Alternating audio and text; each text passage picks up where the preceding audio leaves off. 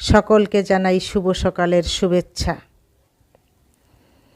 ঘুম থেকে উঠেই আমাদের মেয়েদের চিন্তা করতে হয় কি রান্না করব, কি করব। তো সকালবেলায় শুরু করলাম সকালের কাজ।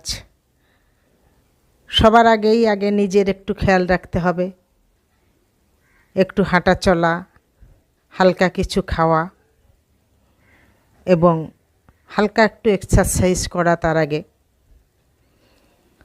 তো প্রত্যেকেরই উচিত নিজের জন্য একটু সময় দেওয়া। আমরা তো সংসারের কাজ করি সকাল থেকে সন্ধ্যা পর্যন্ত, সবার জন্যই শুধু সময় দেব, নিজের জন্য তো একটু ভাববো না। তো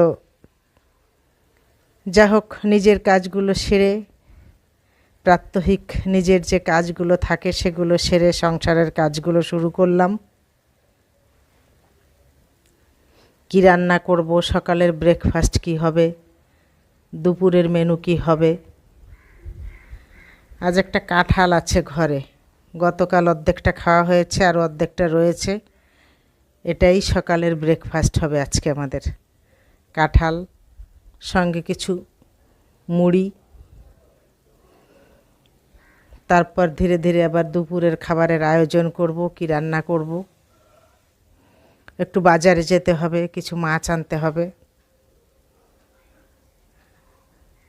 প্রতিদিনের দৈনন্দিন কাজ, তার মধ্যেও যখনই একটু সময় পাবেন আপনারা একটু সংসারটা গুছিয়ে একদিন দুই দিনের জন্য একটু বাইরে বেরিয়ে আসবেন, দেখবেন মনটা খুব ভালো লাগবে।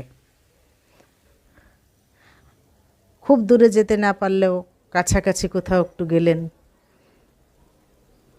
হয়তো আমাদের মতো যাদের বয়স হয়ে গেছে 50-এর কোটায়,